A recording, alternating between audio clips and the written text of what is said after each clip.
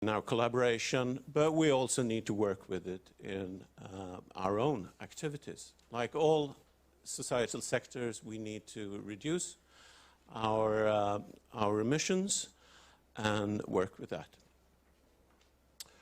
And this will probably be a journey for us all, because it's very much involved in our culture, traveling.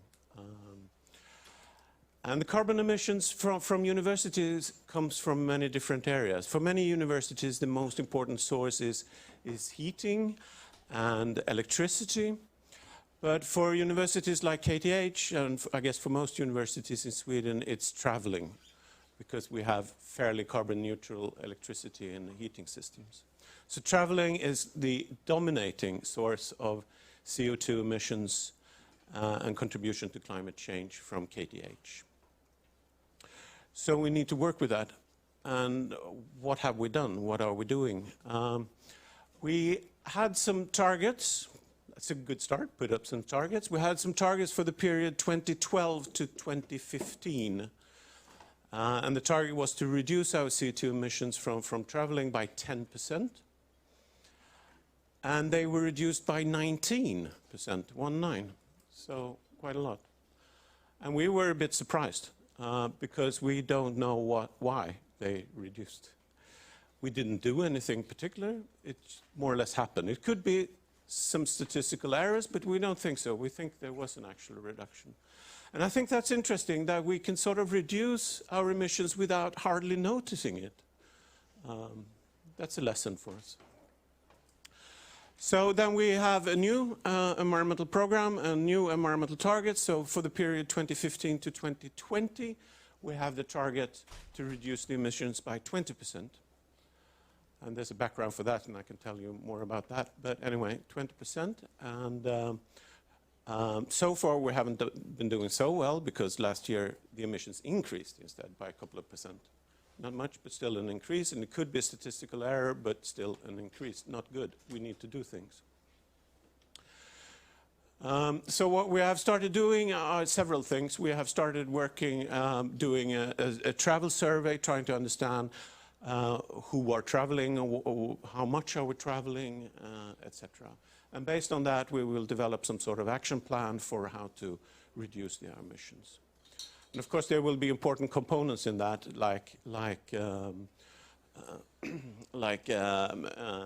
helping out with different types of video meetings, mediated meetings, etc. But there will be other parts as well. We have, for example, discussed, and we've decided to evaluate at least, introducing an internal CO2 tax on traveling.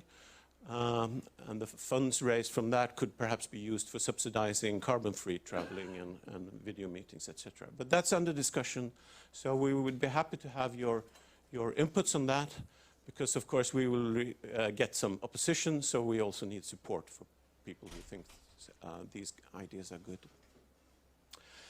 So that's one example of what we're doing in this area. Another example is that we're trying to support discussions about this.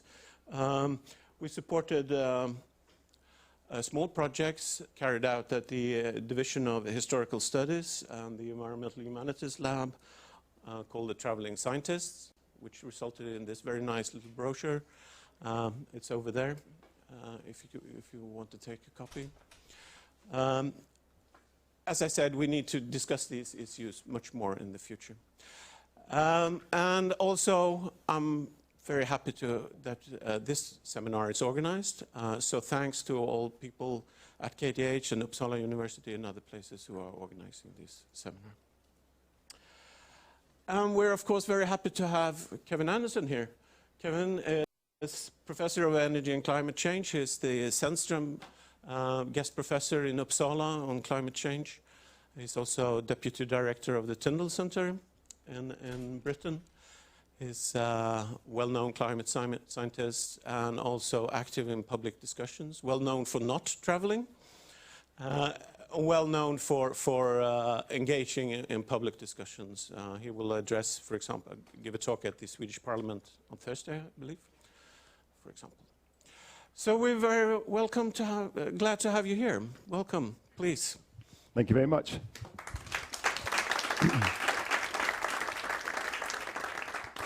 Can you all hear me okay with this Madonna microphone? Yep. Okay. Well, I've called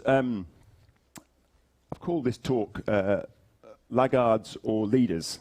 Is that an expression that you use in Sweden, Laggards?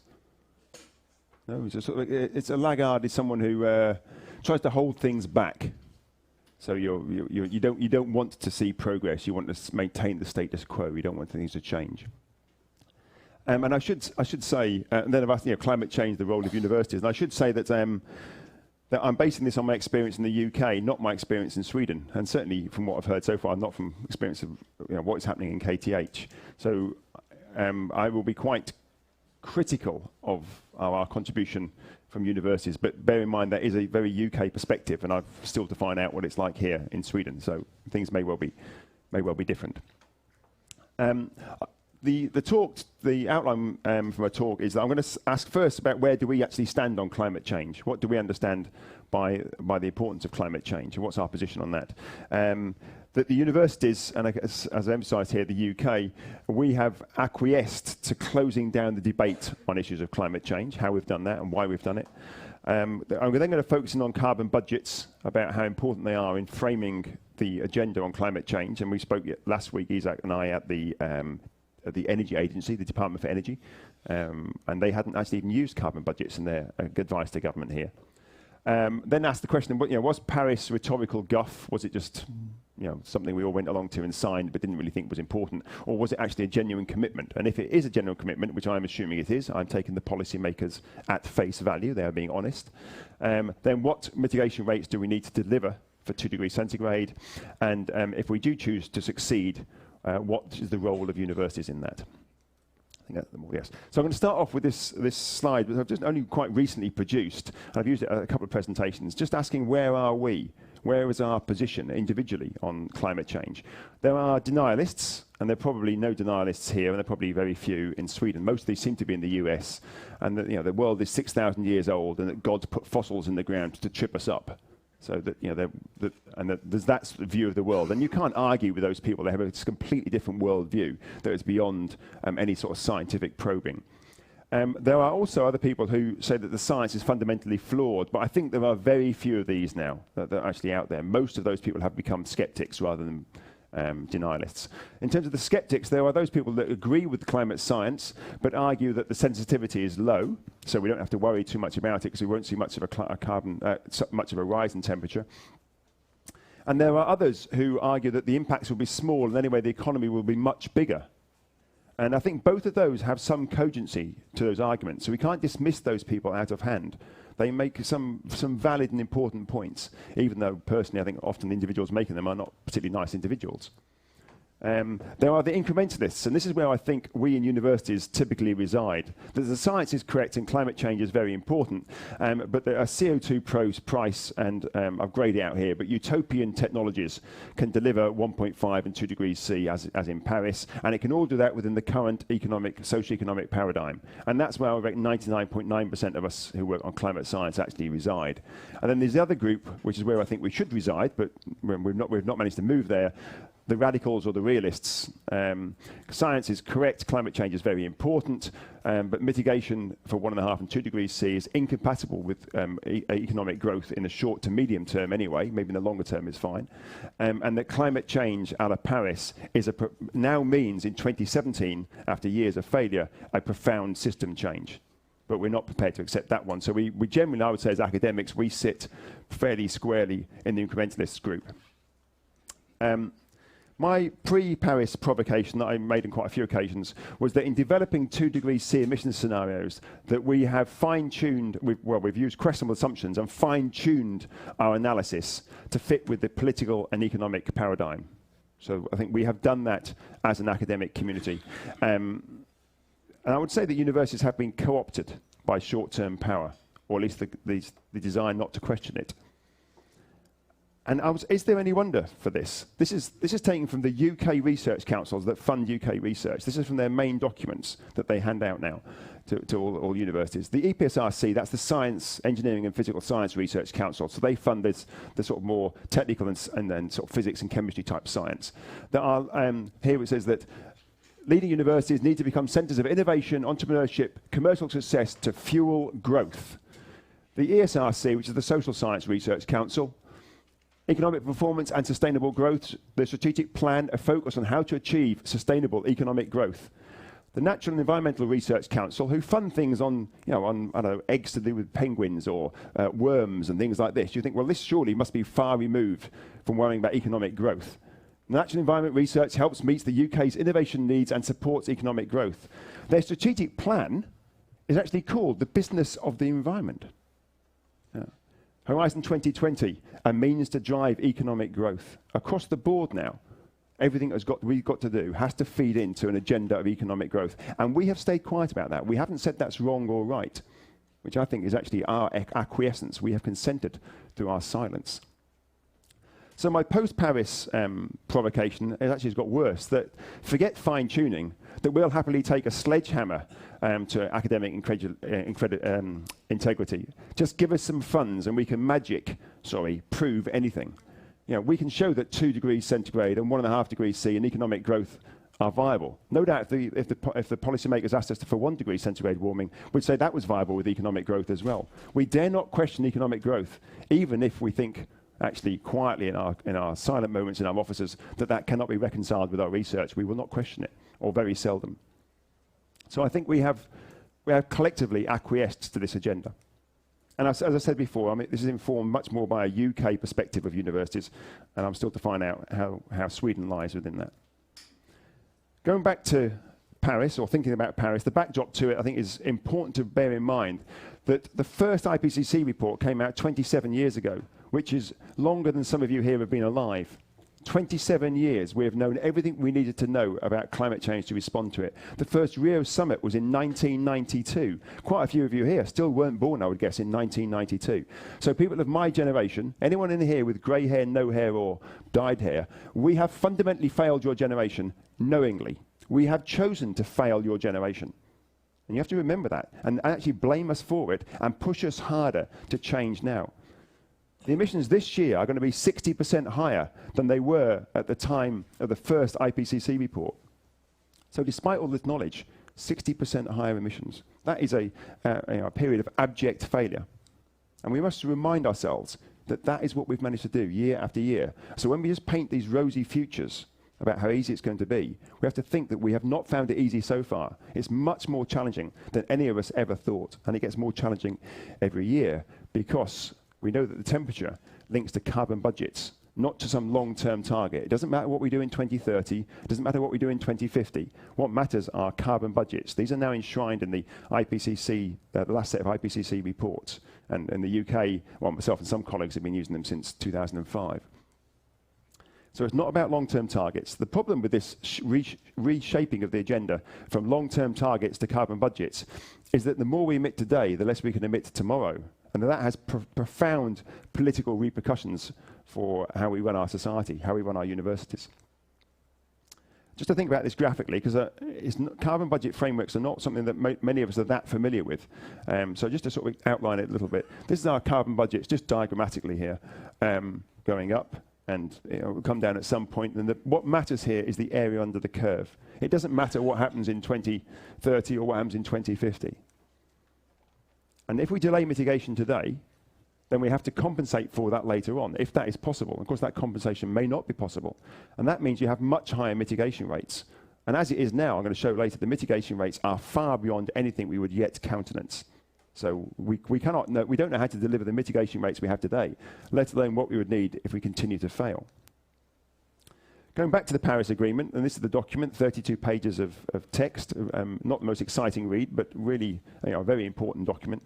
And I'm going to focus in quite specifically on the part to do with, well, this one paragraph to do with mitigation, which you're hopefully all familiar with. It's where we as governments, the Swedish government through the EU, has committed, it's not a target, remember, this is a commitment, a promise, a duty. It's very different to a target or a goal. We have to deliver on this. We haven't said we'll try and deliver on it. To hold the increase in global temperatures to well below 2 degrees centigrade, well below, not a 63% chance of exceeding, which is what the UK position is, below pre-industrial levels, and try and pursue 1.5 degrees C of warming, to take action in accordance with the best science, and that's probably collectively brought together every few years in the IPCC, and to do so also on the basis of equity and in efforts to eradicate poverty. And I think it's worth bearing in mind here that 1.5 degrees C was pushed there quite rightly by the Association of Small Island States, AOSIS, and by countries like Bangladesh, because they knew even at 1.5 degrees C of warming that they would suffer quite severe repercussions. And at 2 degrees C, some of those countries will disappear, will not be viable at 2 degrees centigrade, some of those small island states. Now, if the boot was on the other foot, how would we view about that? If the small island states in Bangladesh were taking out action, knowingly doing things in their behaviour that was going to wipe out Sweden or the US or the UK, would we say, well, that's fine, just carry on? Because that's what we're doing with those parts of the world. So I think we just need to reverse that and think, well, how would we feel if we were in that position? So they argue for 1.5 degrees centigrade. And that's why it was pushed. But if you stay to well below 2, use the language of the IPCC, or 1.5, best science, the IPCC carbon budgets, the best we have at the moment, and we think about issues of equity, you can start to use that to quantitatively frame what we have to do at the global level, the national level, at the university level. And that's what I'm going to try to do here, is to sketch out what would that look like quantitatively, and then we can test our policies against those, and are they in line with them? And remember, if they are not, we have to tighten them significantly. So we can use this to quantify what we're doing. So let's look at Paris in terms of a graphical basis here. This is our emissions historically. And I think it's interesting, the little spike there, as far as I can gather out of this, was the El Nino in 97, 98, and the Indonesian fires and some of the other things that occurred around that. So we saw a big spike in CO2 then. Well, we see CO2 emissions going up.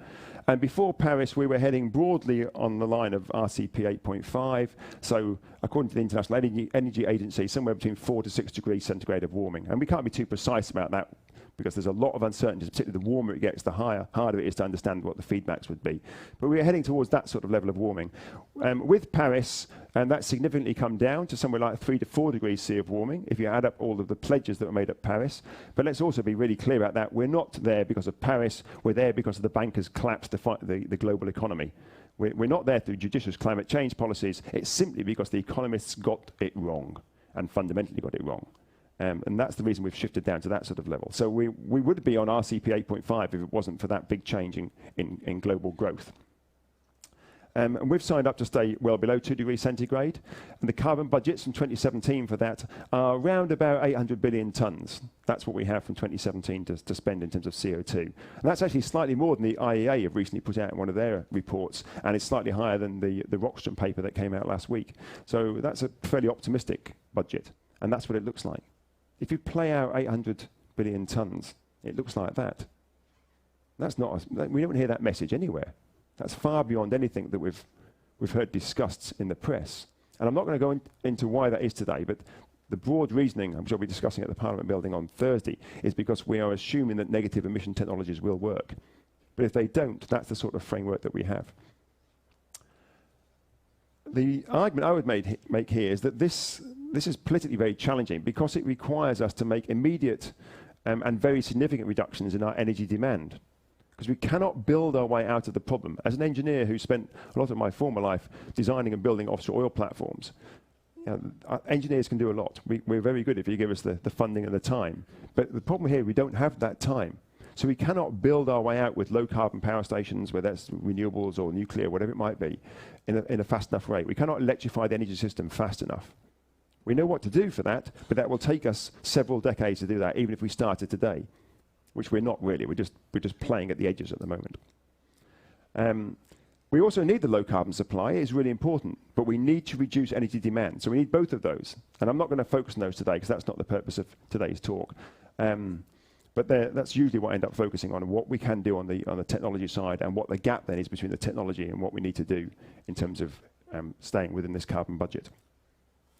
But Paris also has a very clear equity dimension, which is wrapped up in the agreement, broadly saying that the wealthier parts of the world, which obviously Sweden would fit into, the Annex 1 countries, have to make their reductions ahead of those of the poorer parts of the world. So we've got to make that transition more rapidly than the poorer parts of the world. So that's also wrapped up in Paris. It was also in the Copenhagen Accord, the Camp David Agreement. So there's been a long-term sort of recognition that equity is an important driver in all of this. So I'm now going to try to to take these budgets from a sort of global level and say, what would that look like for Sweden? What would Sweden have to deliver? Now, I've used quite a simple approach here, and we can adjust it a little bit for certain sets of assumptions, but the actual conclusion will not change, even if you mess around with the numbers a little bit, because the numbers are all very small now. So whatever we do here, it's going to look fairly challenging. So to take action, Sweden has agreed to take action in line with staying below well below 2 degrees centigrade and ideally pursuing 1.5. And to recognise that they will have to peak their emissions before the poor parts of the world and actually make the transition to a zero carbon energy system. A zero carbon energy system, not a low carbon energy system. If it's a low carbon one, the temperature keeps going up. So we have to actually move to a zero carbon energy system.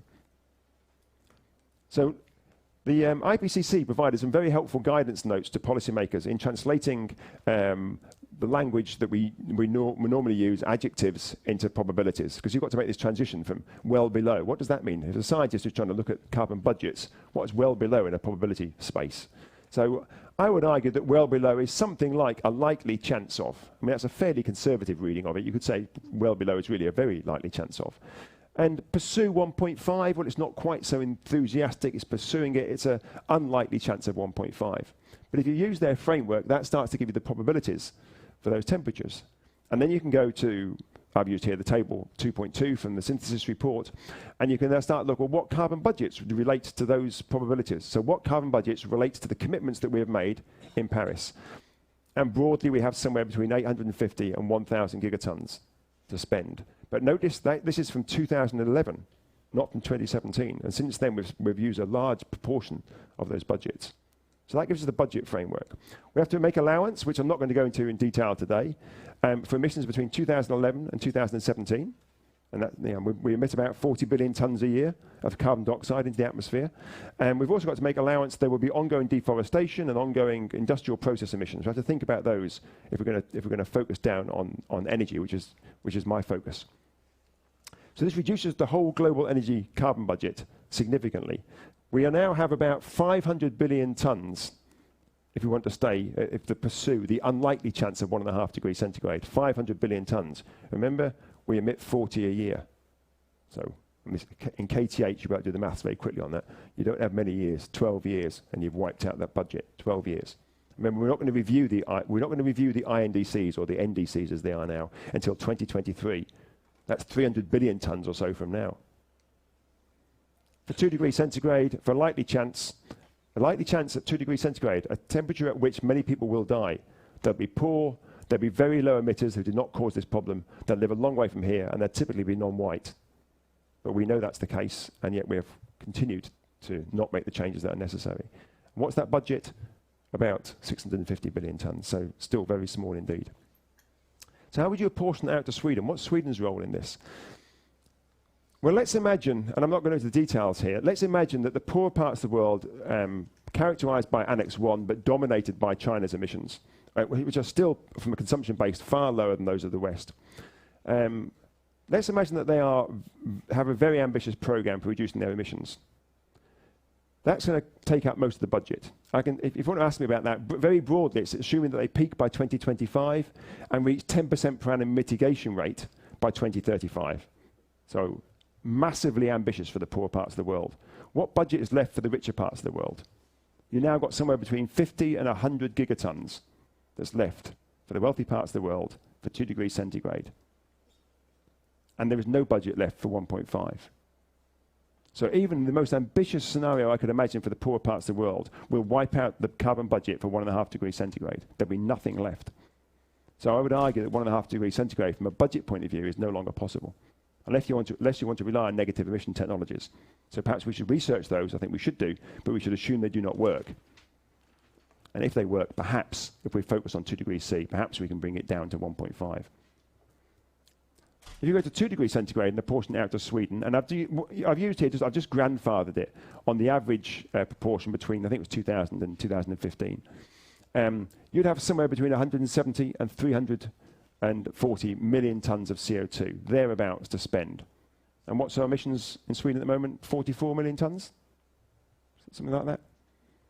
So 44, that's taken from the Global Carbon Project report. And for the same year, the consumption-based emissions from that report was 74.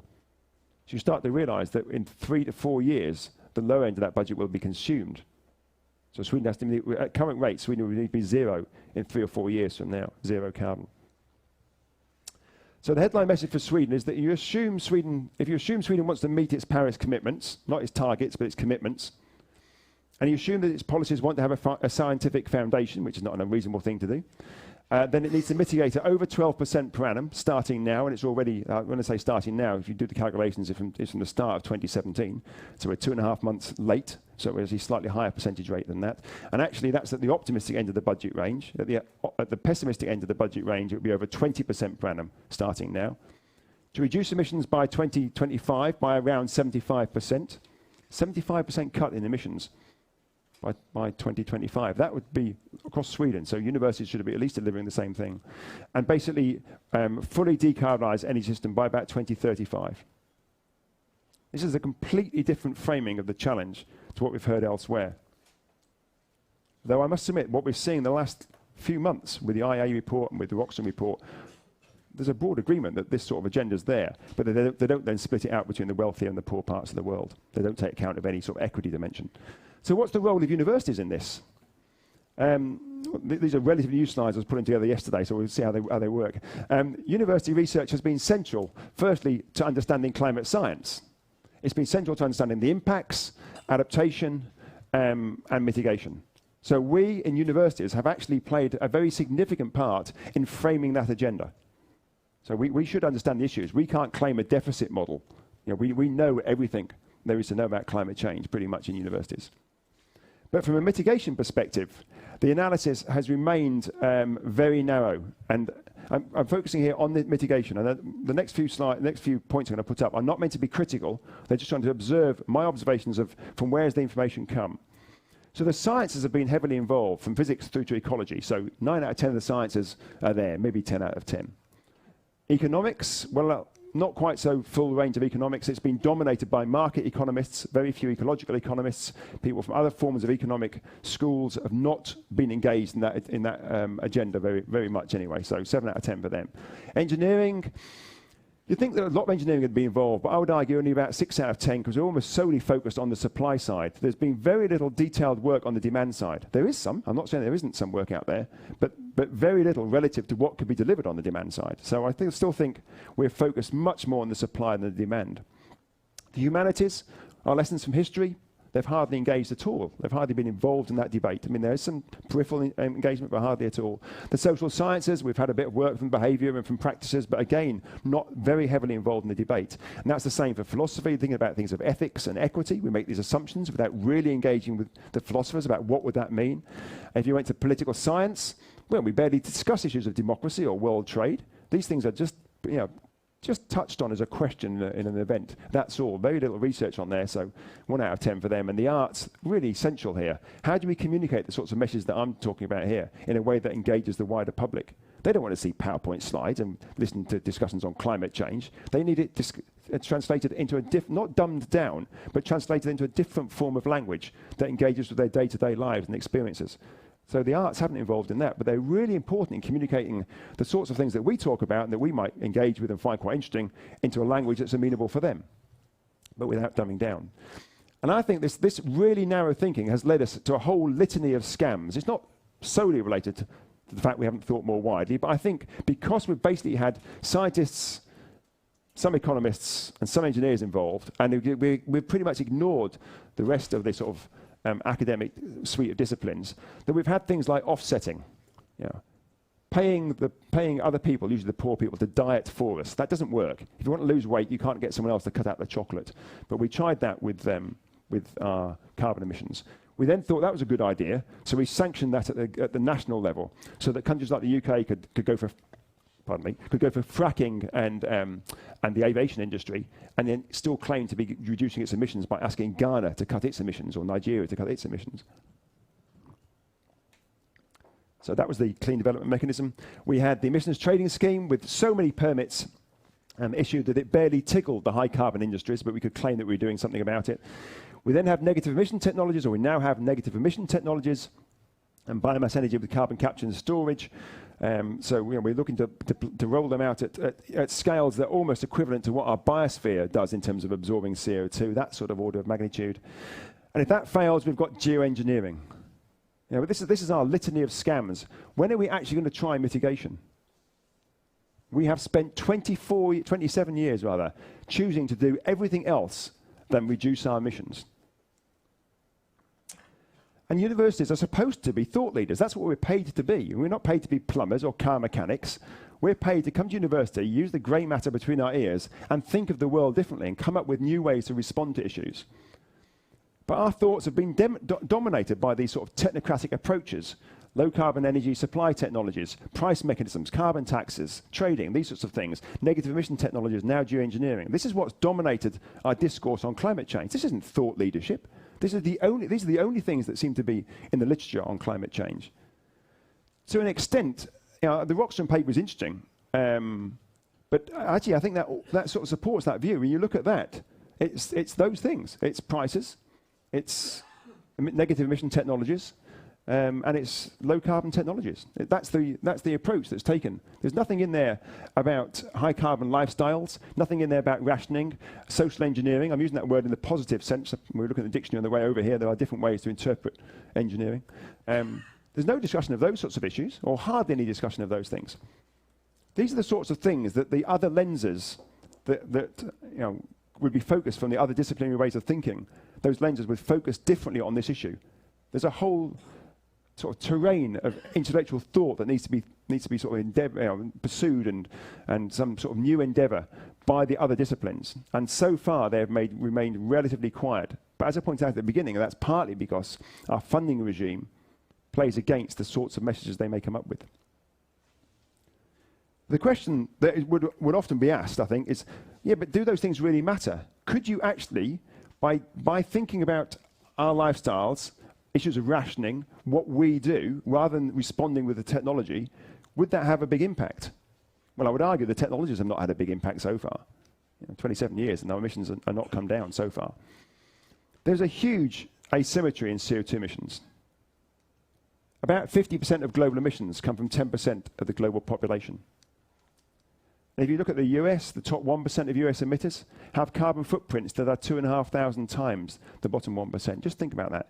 This is 2017. We're facing this, what many of us here may think is a very severe, if not existential crisis. And yet we still have significant chunks of the population with a carbon footprint that is 2,500 times higher. Not twice as high, not 10 times as high, not even 100 times as high, 2,500 times as high. And we think that's normal. And of course, within that 1%, there'll be people with much higher carbon footprints than that. And I think that this slide, which I've checked repeatedly for the numbers, I think this is really telling about how little our concern about climate change really is. If the top 10% of global emitters reduce their carbon footprint to the level of the average European citizen, so that's barely impoverished, the average European citizen, that would be a 33% cut in global emissions. 33% cut just by getting 10% to reduce their emissions to the level of the average European. Even if they reduce to the level of the average American, that would be a 15% cut in emissions. And that's incredible that we could do that. If we thought climate change was a serious issue, we could deliver that in a week or a year. And yet what do we get? We've got basically no reduction in the Rockstrom paper by 2020. After 2020, things come down quite rapidly, but nothing really before 2020. And the INDCs submitted to Paris have no reduction by 2030. So there's huge potential there. But we, in the academic community, because we've only focused on technical and simple economic approaches, haven't thought about this other suite of things that may be there that could relinquish this sort of possibility to reduce our emissions. And there's a really brutal logic of carbon budget. And once you frame things in carbon budgets, it brings to the fore very difficult decisions about how we live our lives. I'm just going to use aviation here as an example. It's obviously a very important one for us in academic world. For every ton of CO2 we emit when we fly, or from when we drive, in my case, my camper van, or whatever we might do, whatever other activity we pursue, and that, remember, those of us that fly are the wealthy ones, that adds up to all our other high carbon activities in our lives, is a ton that a poorer community cannot emit, because you have a certain carbon budget. So if we want to emit more then someone else has to emit less to stay in that carbon budget. And in the short term, what we know for certain is that the poor would have an improvement in the quality of life if they have improved access to energy. That doesn't happen with us. There's a very clear sweet spot above which, as we increase our energy consumption, our quality of life does not improve. Some people argue it might actually go down. But we do know for poorer people, if they consume more energy, which initially will be some proportion that would be fossil fuels, i.e. their emissions go up, they will have a better quality of life. So when we decide to get on a flight to go somewhere, what we are saying, and as academics who think about this, if we think the carbon budget framework is correct, we think that when we choose to fly to another conference, a holiday or a meeting, then someone in the poorer community should cut back on their quality of life, or should not have any improvement in the quality of life, should cut back on their carbon emissions, cut back on their access to energy. And if you can find a way out of that, I'd like to hear about it, because it's a real challenge. I think once you take the carbon budget approach, and you think our commitments are commitments, not just targets, then I don't see how you get out of this really difficult dilemma. You cannot have both of those. So every ton we take in excess, a poor person has to forgo that ton. So the question then, if this is a reasonable way of framing this debate, who is in the 10%? Once we know who's in the 10% that's really responsible for the lion's share of emissions, and who could make some very rapid changes in the near term, we can start to tailor policies at that particular group. Well, the climate elite are fairly obvious. And we know who these people are, whether it's Gore or DiCaprio or Figueres. These people have carbon footprints that are probably the same as a small African town. And well, in fact, DiCaprio's, if you follow the Piketty and Chancellor Piketty method, is equivalent to about 9,000 Zimbabweans. So one person with a carbon footprint as high as 9,000 Zimbabweans. That's using the approach. I recommend the report by Chancellor and Piketty to read on extreme carbon inequality. But who's in the rest of that 10% group? Well, we know who they are, don't we? The climate scientists, that we're all in that group, and that in that we mean wider academics as well. Frequent flyers, if you get in a plane a couple of times a year, they can guarantee you in that category. If not, you're desperately trying to be there as quickly as possible. Audiences, anyone who turns up for a climate change event is there or aspiring to be there. This is an issue that only people like us are really focusing on, the high emitters. And we're doing nothing about it, not yet anyway. Universities are part of this problem. Collectively we're in that group. And why do people come to university? Students come to university to get a better training and education than you would get otherwise, a higher level. Why do they want that? Because that gives them access to better jobs. Better jobs by that I mean higher paid jobs. Why do we want higher pay? Because we want a bigger house, a larger car. We want to fly business class or first class. We want to buy more stuff. We want a higher carbon footprint. So our whole structure of our society is premised on how do we maximize the carbon footprint? And we're all aspiring to that in this competitive world. And I would say, put simply, 20 years of this hasn't worked.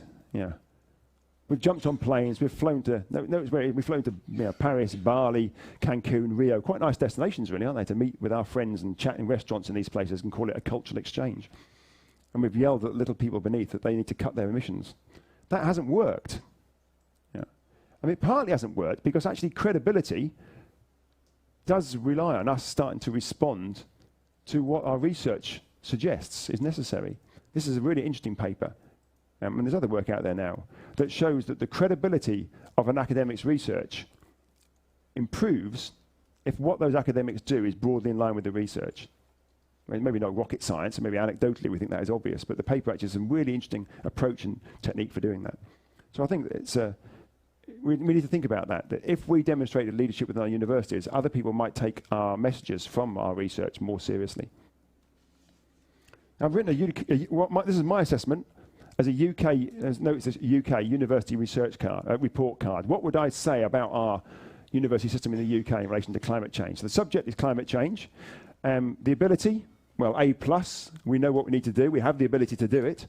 Our attainment so far, at best, has been D-. I would have given it an E, but the UK now has a carbon budget framework, even though the carbon budgets are far too large for our commitments, but it has a scientific framework. The new climate law that will be put in place in Sweden will not have a scientific foundation, which I think is a little concerning, but that's the way it is. My general comment would be that UK universities are surprisingly bright students with evident ability. They're easily distracted and obsequious when faced with hierarchy. And unfortunately, I can't remember the word that what was the word for obsequious? instill some. So that's what that means. We have other expressions, brown nosing and other things like that. But and that is really evident in the UK, that we want to be liked by BP, by Shell, by the policymakers, by the big companies, by the Bill Gates of this world, by the Bransons of this world. We won't question these sorts of people. Sorry, I was going to say, we demonstrate leadership, or we don't demonstrate any leadership or integrity. I would argue that we haven't demonstrated that in the UK university system on climate change. And we have real potential, but we have actively chosen to squander it. So we have everything that's necessary in the university system in the UK to deal with climate change, to respond to climate change, to provide clear, unambiguous guidance to society. But we have chosen to park that responsibility and just do what's convenient for us, to compete with each other's university, to battle for the funds that are available to help us show how you can support ongoing economic growth. We have lost that sense of integrity that we should have as an academic community. Now, I don't say much about Swedish universities. I've seen Uppsala, I've been to quite a few other universities now. I don't get the impression they're hugely different to the UK ones. I hope I'm wrong. There's a more courteous relationship. There's more engagement in the actual subject matter rather than just trying to compete with each other. It's a more collaborative society, and that's evident as far as I can see within the university. So these are really positive signs. But quite what you're doing in terms of the research agenda and informing government policy, I think it is concerning that the climate law has gone through without anyone in Sweden really pushing hard for a carbon budget framework. I'm surprised that the universities haven't done that. Maybe they have, but I haven't seen the evidence of that. So what would you need to do, infrastructure-wise? We need a program of retrofitting our existing buildings to make them very, very low energy consumption. We must make sure that all new buildings are up to passive standards. I don't know if that's been done so far, but what I've seen from new buildings I've seen in Sweden in the university sector are not at passive standards. But we know how to do that. Our engineers have known how to do that for years. We should be doing that now. Significant on-site renewables. I hardly see any on-site renewables from the universities I've been to so far. There's very little in Uppsala. I was at Linköping the other day. Maybe I've missed them here as I've walked along, but I've seen lots of roofs of relatively new buildings, but not a solar panel in sight, no wind turbines. And maybe there's some geothermal going on, I don't know. But we need that. Deep cuts in car parking. And lots of universities I've seen seem to have huge car parks. And what are they there for? Even some of the new buildings have huge car parks outside them. If we are going to keep any car parks, make sure you charge people the proper rate, as if it was you put a building on top of it, not a subsidised rate for travelling by car. A planting regime. Now I'm talking, this is maybe more of a UK issue, but as the temperature goes up, transpiration is really important for keeping people cool in cities. So we see already in Manchester, in the few heat waves we get in Manchester, which are probably about as rare as the ones you get in Sweden, you see the students going to hide under the trees because that's the place that's slightly cooler. So we need to think about that sort of ecological service, you might call it, that's provided by providing some nature around our institutions. Very fast broadband, Wi-Fi, etc. I've not found it to be particularly good in Sweden, generally, on the Wi-Fi side. But with careful thought about servers, because these are also a very large energy consumer. And to set up some sort of infrastructure to help with a low-carbon travel plan for staff, academics, and visitors to come and visit the university. I don't want to see, every time you get information about a university, the first thing it normally gives you is how to get to the university from the airport. That's not the sort of thing that we should be trying to encourage in our universities. In teaching and research, these are just sort of thoughts that you'll have many more of, and you may disagree with some of these. This is the teaching one that we have to give really serious, this is one just very important area. We have to give really serious consideration to foreign students. And this is foreign academics as well. We need, because when we think about it, when other students come over, that embeds a high carbon footprint. I have colleagues in Manchester who remain nameless, but one's Indian and one's Russian. And they get married. And then one does a PhD in Australia, one does a PhD in the UK. So you can, we're locking in a very high carbon infrastructure there. And I'm not saying that's wrong for these people to have their relationships and so forth, but we have to find some way, if we're going to do that, to facilitate that sort of lifestyle that's low carbon. That will be very challenging. We haven't thought it through. Every university is desperate to get in more foreign students because it's more income. So we need to arrange our courses, perhaps so they can be held in other countries. Set up high-quality virtual centres elsewhere, and again, maybe in collaboration with other universities, so that we can do things virtually rather than always have to travel physically. But reschedule our courses to give longer and less frequent breaks for students to go back home.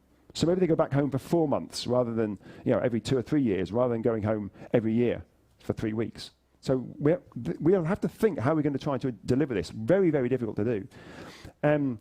We also need to think about how do we provide some sort of structure that financially and organisationally helps people avoid things like flying. It's very hard to do that at the moment in universities. I'm going to talk about that in the next section for research. So there's some thoughts there for what we need, how we may have to address issues of, for instance, trying to have cultural exchange, bringing students from other parts of the world together to benefit from the good, rich things that we do get from learning about other people's cultures. Though I would say that generally people who come to universities have a very similar culture, and often there's greater cultural diversity within a nation than within the universities, which has people from different countries. And certainly that's the case for the UK. Generally wealthy people go to universities, and we don't call it, we think of that as a cultural exchange. Yet in somewhere like Manchester, where I am, just 6 kilometres north of Manchester, there are people there who have never been to university, and they virtually never will have seen anyone from a university will have visited that part of Manchester. That's a cultural exchange that's 6 kilometres away. But we don't engage with that. We only engage with people really like ourselves, who often come from different parts of the world, but have very similar backgrounds, and we claim that a cultural exchange. So I think we have to question what we really mean by that richness that comes from working with other people from other parts of the world who really are educated like we are. So when it comes to research, how do we minimize travel and flying in this? We need to organize our research to have for field events, for field trips and so forth, so that they're much less frequent and much longer. Now that has big problems from a family point of view. That needs to be thought through in advance. If you're going to do field work and rather go away every year for 6 weeks, you have to go away once every 4 years for 6 months. How do you deal with that? How do you facilitate that? I mean, there are lots of issues that we need to think about in terms of families, in terms of our contribution to research. Maybe we can use some of the fieldwork expertise in the country, in the host country, rather than us physically have to go there. We need much better sort of virtual facilities than we have currently at the moment. Isaac and I were at an event last year in North Shopping, and that was really interesting, the facilities they had there to help with sort of virtual communication. And it worked very well in the event that we actually had. But we don't generally have that particularly good in our universities. But it's also in that, I think, often what's really important in our relationships are the tacit relationships, not the formal ones. The sorts of things where you just have a coffee and a chat. Are there ways that we can facilitate that virtually? Now, we can do it with Skype, we can do it with FaceTime. Is there anything there that could really try to make it so it's easier just to spend a few moments having a coffee and a quick chat with our colleagues elsewhere? Because they are important things that we have to think about here.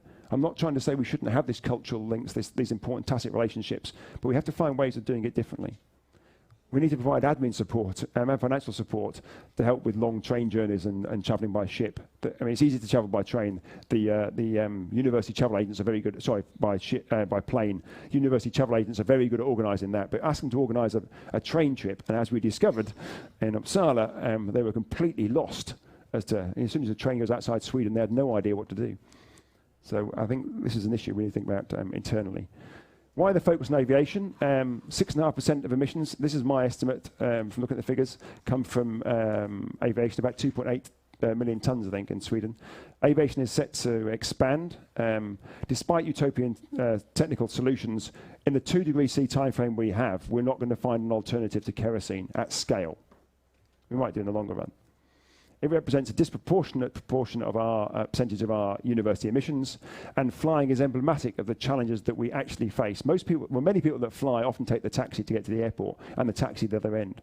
There's something about flying that embeds in a whole other regime of high carbon activities. The other problem about aviation is that we emit the emissions are emitted at altitude.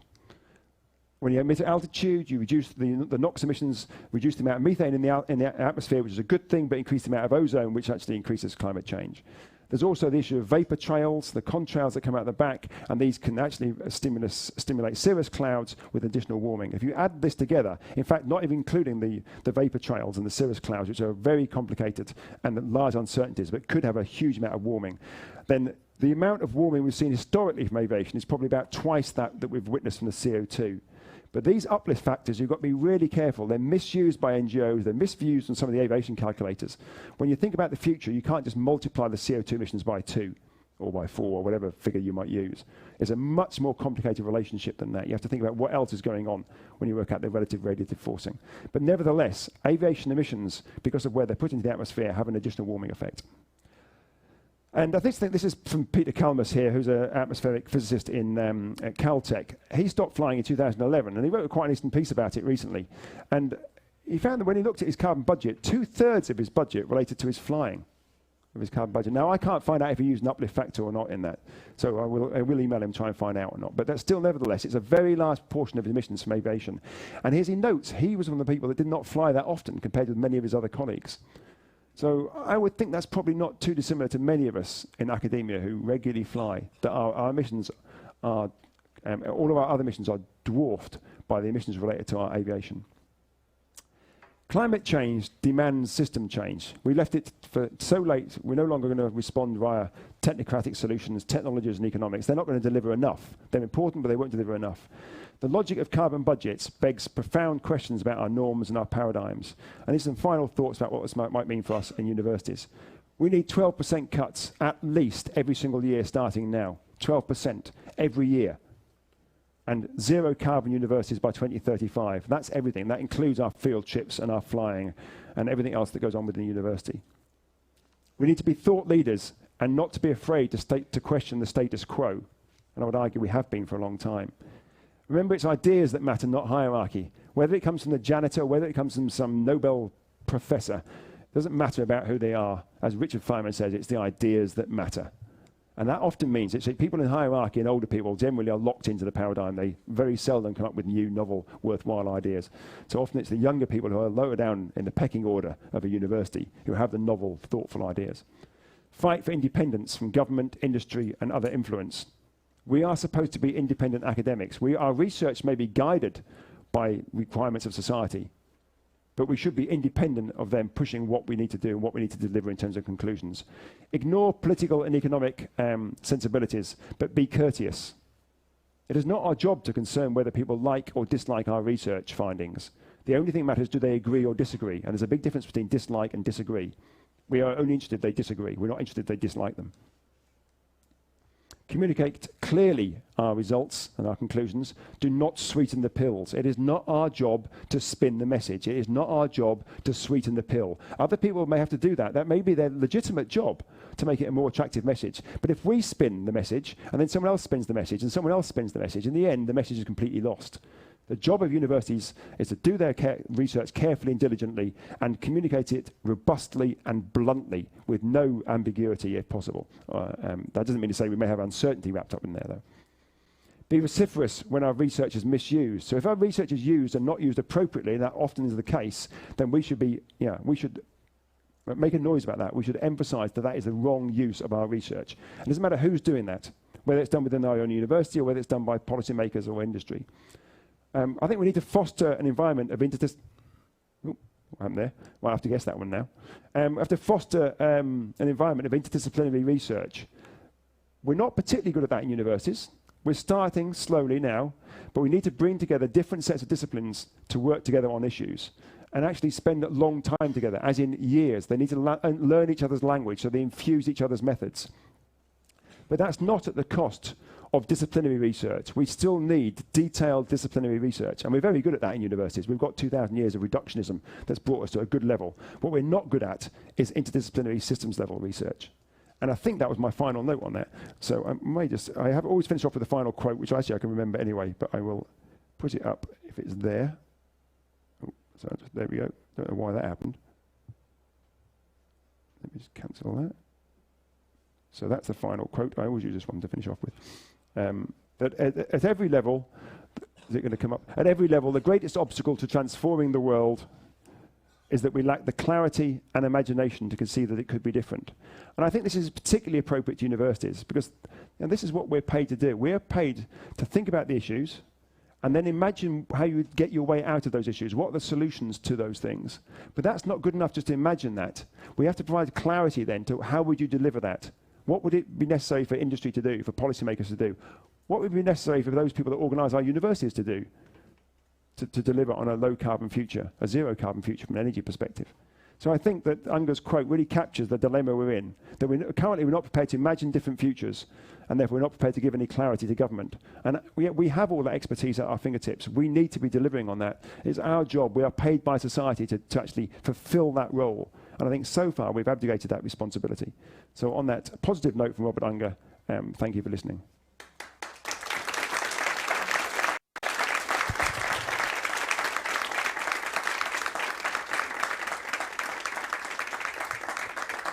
Okay, well, thank you very much for that, Kevin. That wake-up call. I must say that I'm kind of reeling here.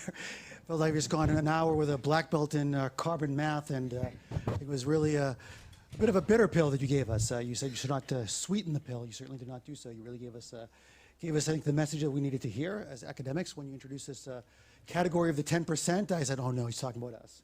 And sure enough, it was us. 10%. Perhaps some of us are some of the 1%ers. Such as Al Gore. I saw a talk with him last week, actually, here in Stockholm. And I walked out of there feeling pretty good about things, but certainly 180 degrees after this talk. But I think this is a more useful talk. Certainly the message that we need to hear as people that are probably living very high carbon lifestyles. My name is Eric Bagley, by the way. I'm the moderator of this panel debate, which is coming up now. I'm a researcher at the Swedish Defense University. I've also been at the Division of History of Science, Technology, and Environment here at KTH. Recently did my PhD. And I'll be introducing the panel now that'll come and start by commenting on Kevin's talk. This includes, yes? Yeah, I have a question. I'm a professor of aeronautics. I'm not very fond of you using flying as such a bad example of behavior because it depends on how you fly. We'll have a chance for questions afterwards. I think we're going to stick to the format here by having our panelists actually have a more formalized response, and then you'll certainly have an opportunity to voice your thoughts in just a little while. So let me start by introducing Marco Armiero, the director of the Environmental Humanities Laboratory here at KTH at the Division of History of Science, Technology, and Environment. So Marco, I think the panelists can come on up here and put on your headsets and make your sort of formalized response to the presentation here today. Marco is, as I mentioned, the director of the EHL. His research interests include environmental conflicts, use of natural resources, the politicization of nature and landscapes, and the environmental effects of mass migrations, very timely topics. And his recent work focuses on waste conflicts, environmental history of migrations, and climate change. So Marco will give us his thoughts on this presentation, and that'll be followed by Kim Nichols. Is Kim here? Sorry, I didn't have a chance to meet before. Yeah, you might want to come on up here now, so you're already in place when it's your chance to give your response. Kim's an associate professor of sustainability science at the Lund University Center for Sustainability Studies.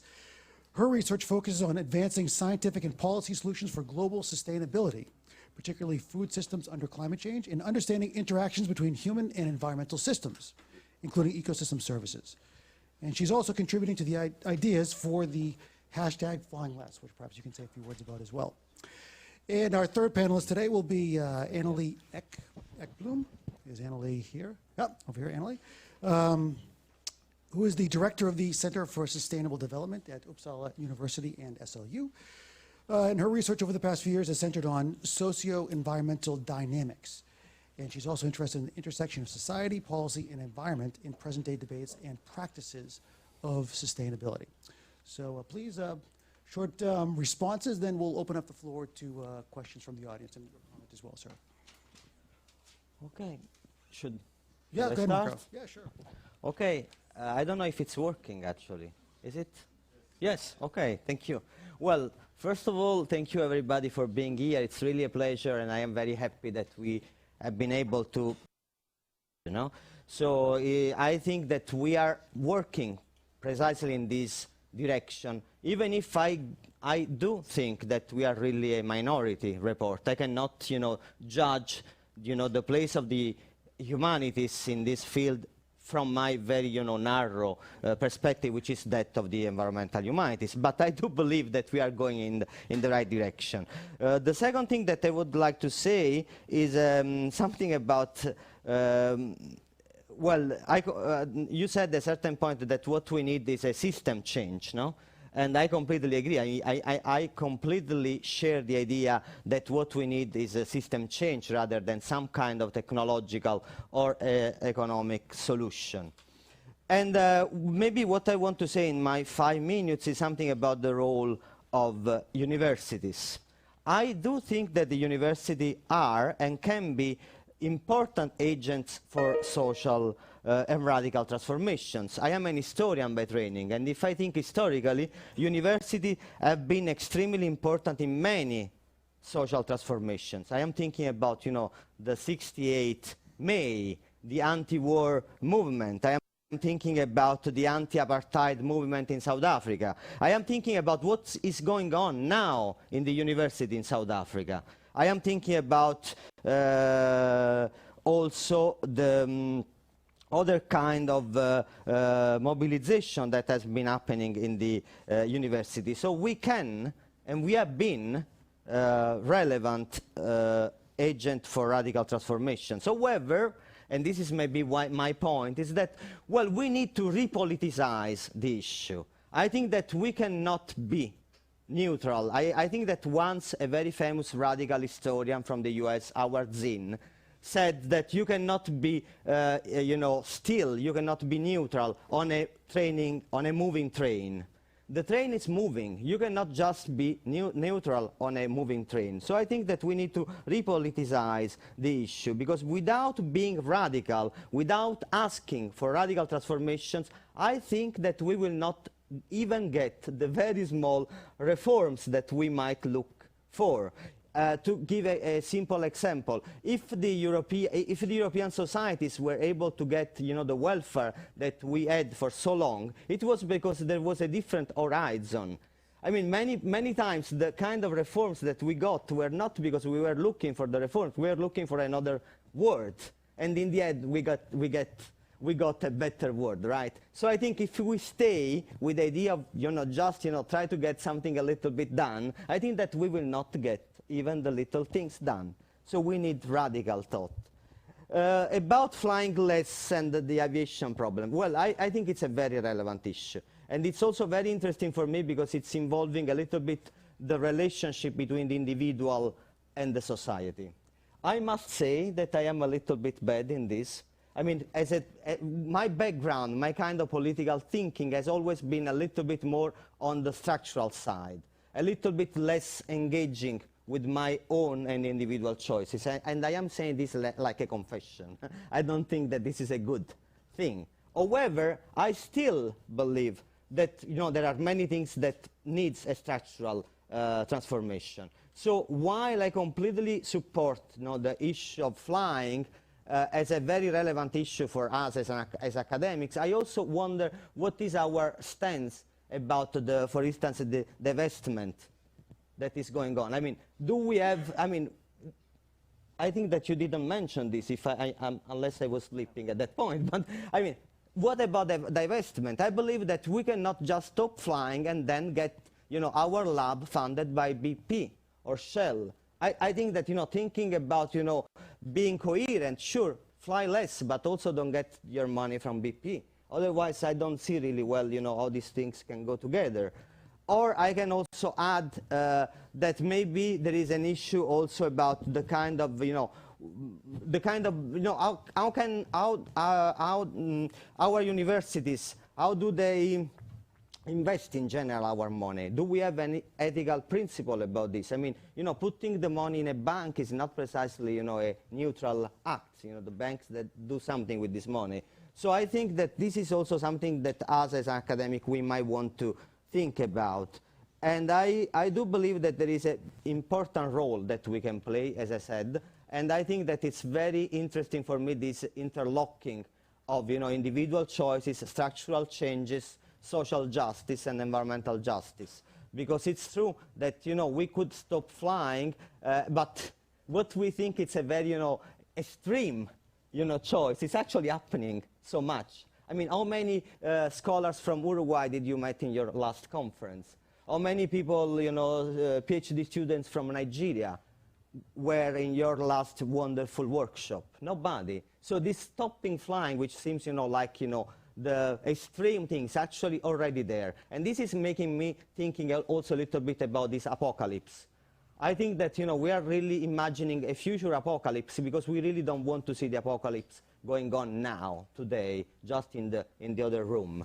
And I am quoting here two colleagues of mine, Eric Enstrom from our division and Eric Swingedon from your university, and they said that the Anthropocene should be called actually the Anthro-obscene, because what is obscene about the Anthropocene is the violence. And it's obscene, not as we can think, right? It's obscene because we don't want to see it. It must be off stage. So I believe that also this can be an interesting reflection, maybe more than 5 minutes, so I will stop here. That's fine, Marco. Thank you very much. I know you latch on to the radical aspects of the discussion, and I thought what was very interesting about Kevin's presentation was he put radical and realist together as a perspective on climate change. I knew that Marco would appreciate that, as perhaps some others do as well.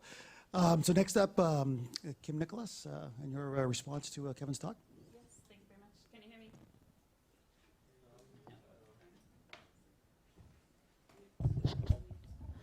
How about now? Yes, that sounds better. Okay.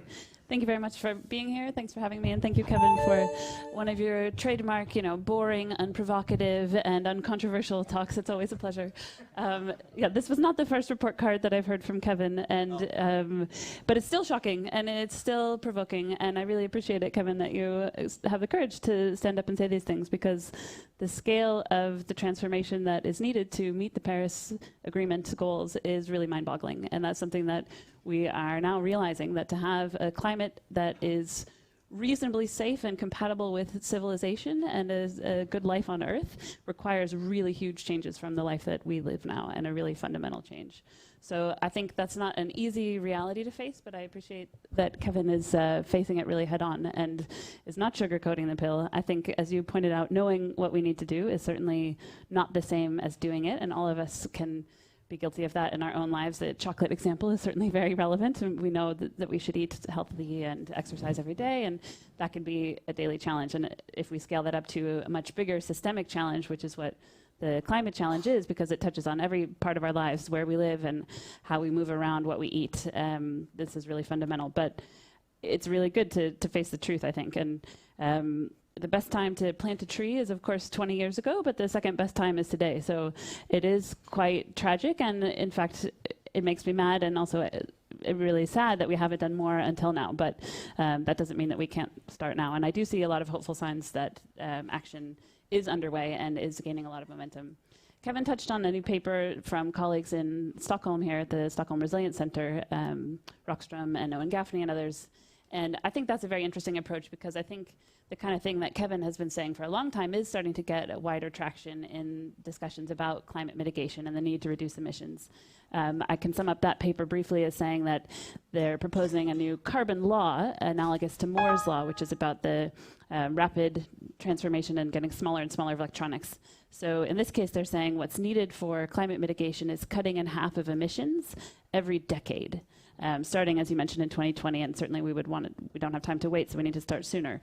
But I think that scale is starting to get beyond the incrementalism that we've seen in the past. And I actually had breakfast with Owen this morning, and he was telling me about their plans to scale up exponentially the number of people that are part of this project. So starting with 10 key players in Silicon Valley, scaling up to 100 businesses, then to 1,000 broader actors.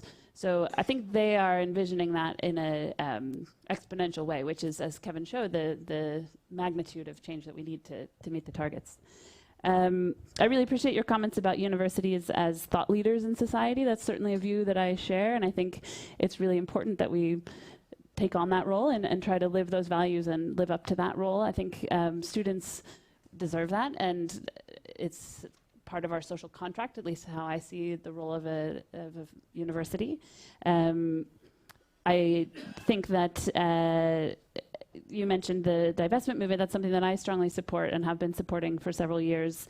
I'm a part of the Lund University fossil-free movement.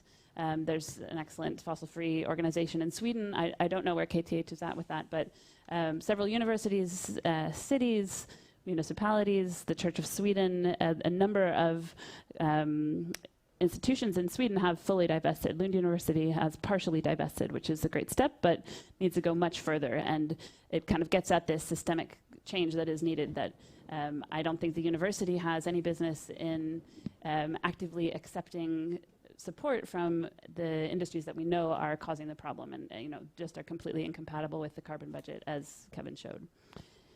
I think the ethical dimension that you raise is really important, and one that I try to face. And I do agree that leading by example in our personal lives is something really powerful, in addition to the systemic changes that are needed in energy system and divestment and others that you touched on.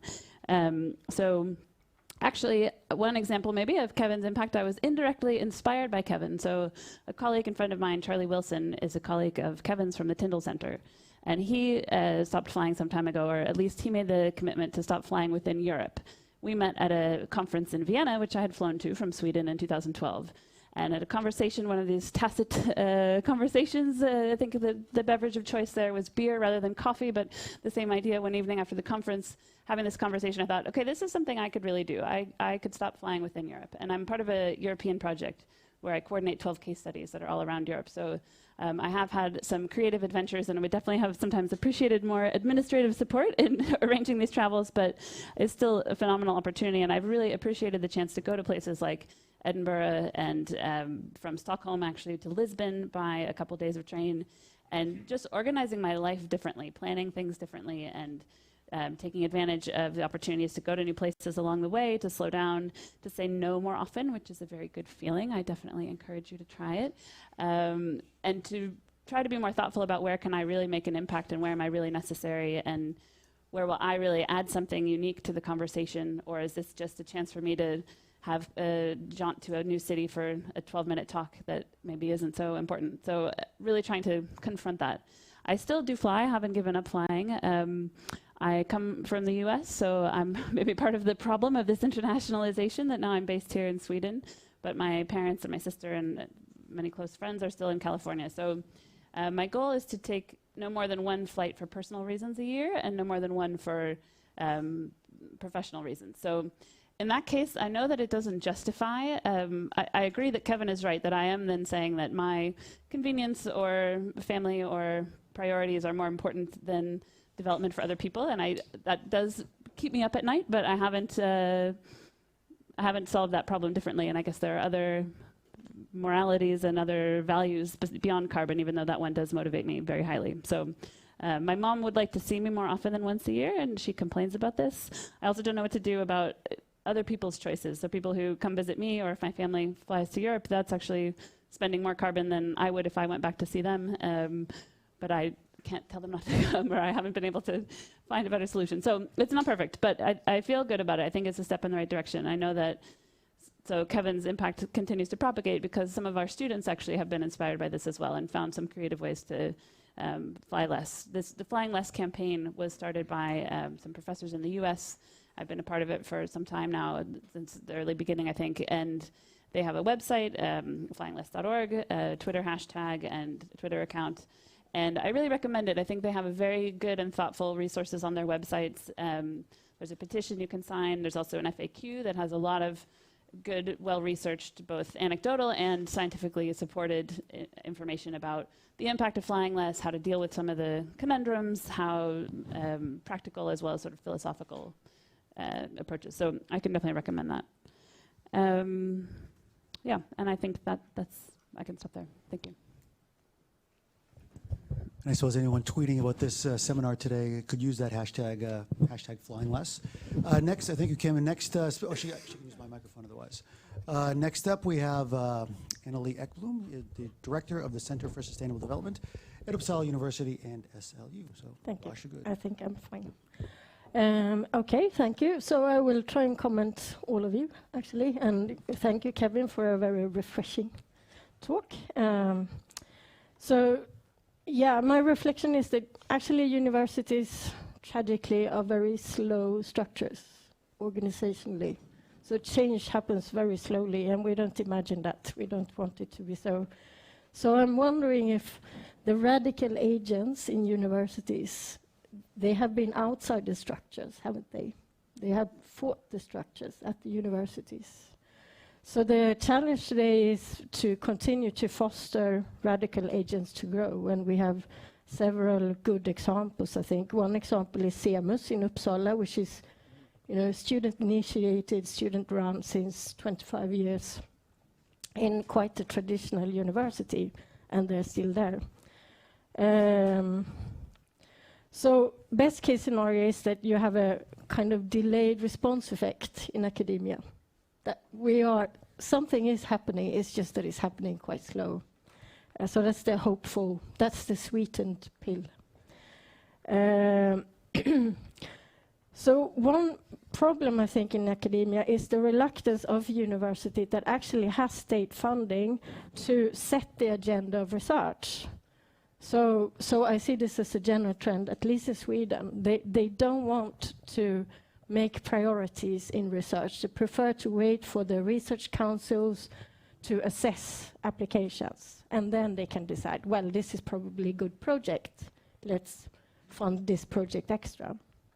And I think it's sad because research councils, they can fund projects for 4 years. If you're lucky, you can get a 10-year one.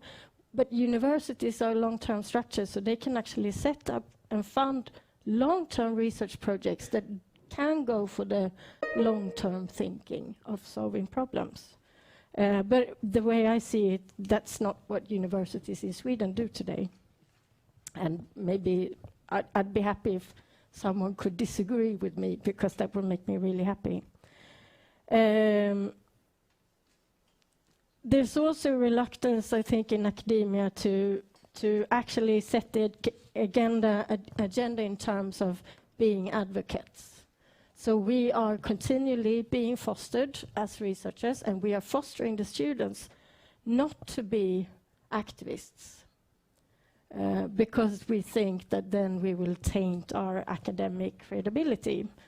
And that means that we have to actually rethink the way we do research. So I kind of like what you summarized, that radicalism and realism today must be combined. It's just that we still need to think about how we do this in a good way, and how we foster students to... the first thing that happens usually is that we actually take away the capacity of students to be radical within the first 6 months in the university system. And then, the third year we say, now go and be radical. But that's kind of too late. Do we question hegemonic ideas about the world in terms of, for instance, economic growth? That's not just the only hegemonic idea that we have that control our society. What have I written here? Well, we do, in part. The problem is that there's a lot of good research in humanities and social sciences that does that. But that research doesn't communicate well with advocates of economic growth. So we actually need to... So there's a lot of examples, there's a lot of research that we can learn from that exists in this moment. But we need to communicate between different research directions. And right now I see that actually, rather than building bridges, we are building big gaps and ravines that is not good for anyone. So sometimes I do think that you need to sweeten the pill sometimes to start a conversation. And that's both between researchers, policymakers, but also between different research directions. Humanities need to get engaged. Yes, I agree. And to a certain extent, we do. It's just that we speak another language. Sometimes I'm also from humanities. Sometimes we simply need to be better at translating our research. And I've tried to mobilize a lot of colleagues from humanities into projects that are more policy relevant. And there's a really strong reluctance amongst humanities people to do that, because they feel they would become hostage in that situation. And that's something we will need to respect. And we also need to realize that not all research can have immediate applications.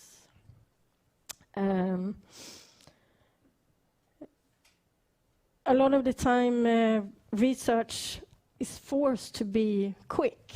You know, we can't end a 5-year research project saying that, you know, actually we didn't come to any conclusions because this is a big problem. It doesn't have any solution. That wouldn't go down well with the research councils. And also to say we're applying money for 4 years, but actually to solve this problem would take us 20 years, that also doesn't go well.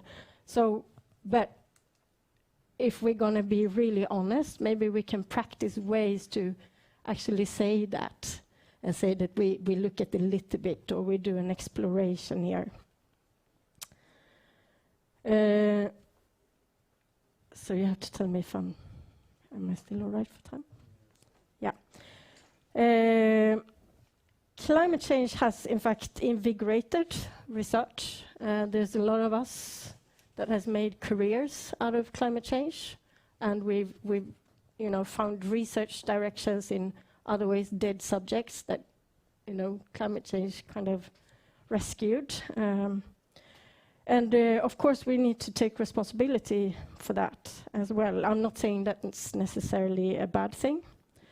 But one thing that has happened is that a lot of the research and responses, you know, even problem solutions of climate change has become a perfect illustration of Parkinson's law. I don't know if you've heard about him. He's an historian that studied administrative systems and showed how administrations tend to grow forever, because if you have 2 administrators, you're likely to get a 3rd one and a 4th one and so on. And if we look at, we have kind of in climate change research, we have developed a kind of committee, and I need an English word, utredning. What's that in English? Yeah. Committee and investigation disease. So before we can solve any problems, we first have to build a committee. And maybe that committee needs to build 2 committees too. And then we make a number of investigations, and then maybe we can say what the problem is. And then after a few more committees, we can try to solve it. So I think that goes to say what you were saying, that climate change scientists are actually part of the problem now. You give very good advice, Kevin, on how to, you know, start to solve this. We have to rethink the way we do research and how we work with networks. Do we really need to go to conferences? Can we build? We have strong social networks. A lot of the universities defend their increase in carbon emissions by saying that we need internationalization. But is really going to a conference, you know, does that give higher output than writing a paper together with international colleagues or building a research project in different parts of the world together? So how do we measure the actual true collaboration of internationalization? Sorry. Yes. And it also means that we need to think about new ways of building collaborative networks. And I think we have a lot of international organizations now that whose only role is actually to assemble researchers, to make us find each other. And in a way, I do think they are really good, but actually sometimes we don't need help to find each other. What we do need is the time to work together. And that to me is most crucial. And there's a lot of things you can do with communication tools, and we've just begun to experiment with that, but there's a lot more we can do, I think. Yes. Finish there. Sorry. Okay, well, thank you, Anneli, and thank you for all the panelists for your perspectives. Please stay here along with Kevin. We'll open up the floor now to questions and comments amongst all the radicals and realists and anyone else out there who wants to say something? And I think I'll pass the microphone back, so please wait till the microphone arrives at your seat before saying your question, because we are actually streaming this. Yeah. So we can start with you. I know you've got a few things. I also have to defend my area. I think One second to get the microphone. So I'm a professor of aeronautics, so I always have to defend my area in this type of discussions. But the important thing is that you should change the title. Should stop scientists stop flying. They should rather stop traveling, because flying is by far the most efficient way to travel any reasonable distance. It's just the form of flying that we are doing with the current airplanes and energy sources. But if you try to use a high-speed train, it's essentially comparable in terms of energy per passenger kilometer. So it depends really more on what type of flying you do, whether it's more or less efficient than high-speed train. And if you want to travel efficiently, you simply have to take your time. And I never fly commercially for pleasure. I always fly my glider. And glider is essentially zero efficiency flying, and it's much more efficient than going by train, car, etc. So you should take up gliding. And then finally, to my question then to you is, you don't mention at all population growth. And to me, that's the most serious issue, is actually that the population is increasing ever more rapidly. So my question to you is, if we are to live CO2 neutral or the renewable energy sources we have, what is the suitable size of the population of Sweden? How are you doing? Well, just very quickly, I mean, I wasn't trying to attack the aviation, well, your discipline. Is it not switched on again? Maybe it went out. Is that better? Is that working? No, it's not there. Is it working now? Yeah. Still, can you hear me or not? No. This one? This one is working. Okay, it may have run out of battery. Can you hear me with this one? Yes. Right. I should say that I used to work on the RB211 jet engines. So I do have a lot of... it's a wonderful discipline, aeronautics, in terms of what it's managed to do with engineering. It's the pinnacle of internal combustion engines. The engines are. But I would take some exception that it's the most efficient form of travel. It might be if you work it out in terms of per kilometre travelled. But of course, when you get in a plane, you generally go much further. So I think it's a very unfair comparison to ever compare a plane with a train or a car, because you probably wouldn't think about going to Thailand for a week by car, but you might think by going by plane. So then to compare it per kilometre, I think you should compare it per hour, not per kilometre, and then it becomes different about what the efficiency would be. Just on the population issue, from a 2 degrees C point of view, population is a red herring. So the carbon budget framework we have for 2 degrees C is so short, the time frame is so short, that the poorer people in the world, even if you believe in trickle-down economics, which has never occurred in the history of humankind, but even if you do believe in it, then the poor will not be wealthy enough to be high emitters in the time frame we have to have moved to zero carbon energy. So from a 2 degrees C framing, population is not an important issue. For a 4 degrees C framing, it may be an important issue, and for sustainability, it certainly is an important issue. But the focus here I had was on Paris, 2 degrees centigrade, and therefore population is a red herring. It's misleading. But what is your view? What is a suitable size of the population of Sweden? From a carbon dioxide point of view, it doesn't matter what the population is, because by the time as I said before, you've got to move to zero carbon energy. From a sustainability point of view, which is not my area of expertise, I would think we are probably going to struggle with 9 billion unless we fundamentally rethink what it is to be human on this planet. So I think we'd have to really rethink our role as part of the ecosystem, not as separate to it, as part of it, if we want a sustainable long-term future. But I work on climate change, particularly around 2 degrees centigrade, not on sustainability. Any further responses from the panel, or should we take the next question? Here we have the microphone back there with Per. Yeah, thanks. My name is Per Ribbing. I'm now a PhD student in Uppsala in renewable electricity production. Why don't we scientists use the science that is already here? The science of strategic sustainable development has been around for 20, 25 years. It was started by the Natural Step Foundation, which is actually now just a foundation. And in a current edition of, I have it right here, in a current edition of Journal for Cleaner Production, volume 140, Science in Support of Systemic Leadership Towards Sustainability. We have a tool, we have a published scientific tool, but we're not using it.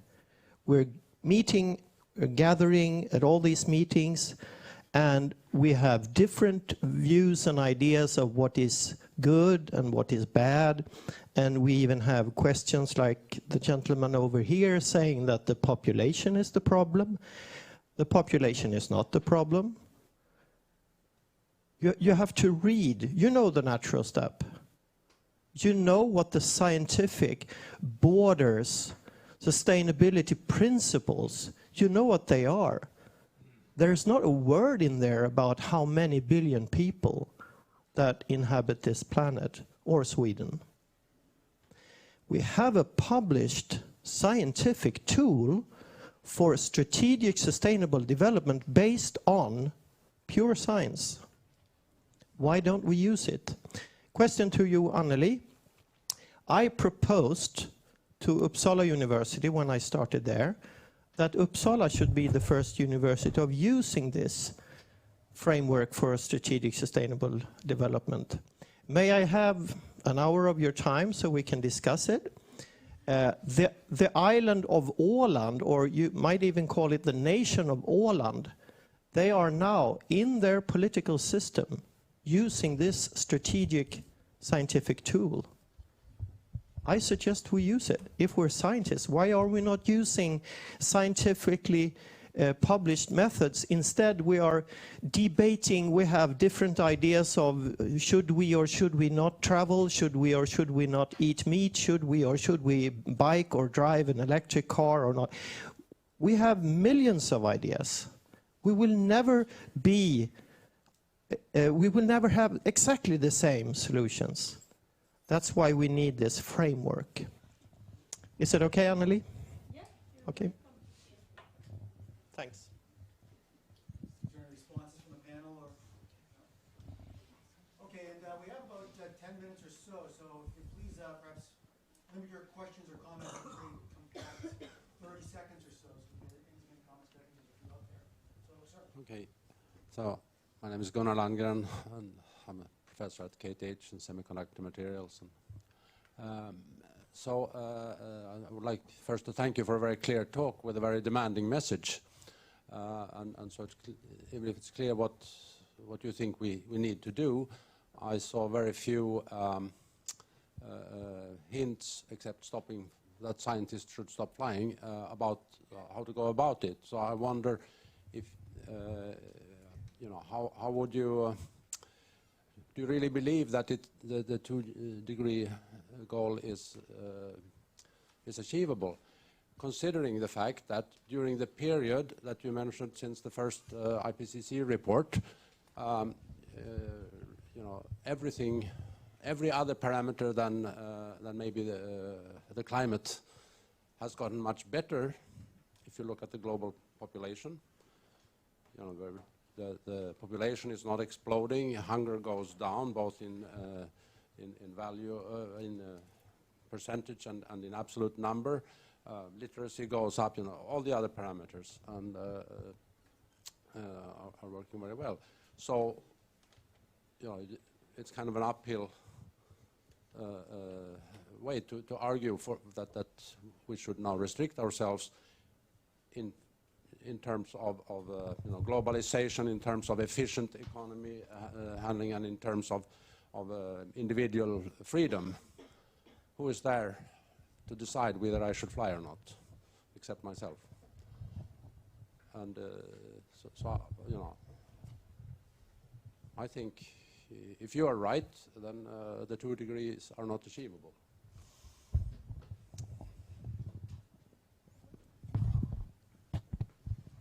Thank you for those comments. You're absolutely right that there's been tremendous progress in human development in the last 50 years, and you cited some examples with literacy, food security, poverty, and others have all been going in the right direction, and that's a really critical part of sustainable development.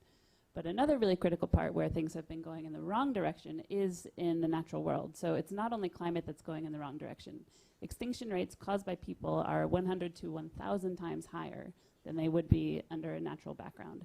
So we are at an unprecedented pace, eliminating the diversity of the natural world, which we need to support us in medicines, in providing benefits that we need, and many people, including myself, believe have their own right to exist. So we're wiping species away at an unprecedented rate.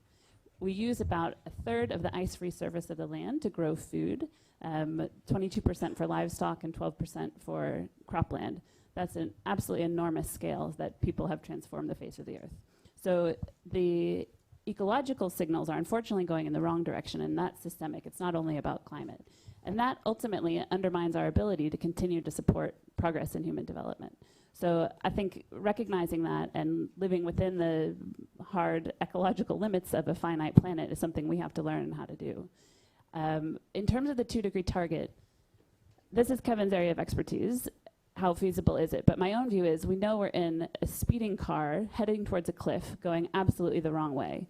And we don't need to know exactly how far away the cliff is or exactly what the braking distance is to know we need to slam on the brakes and ultimately turn the car around and go the other direction. And I agree that individuals can decide for themselves how they choose to behave, but hopefully many people will make some choices. And we have a new paper coming out that shows the biggest high impact actions for reducing personal emissions. And so the 4 that we conclude and recommend are flying less, not owning a car, eating a plant-based diet, and considering planning family size.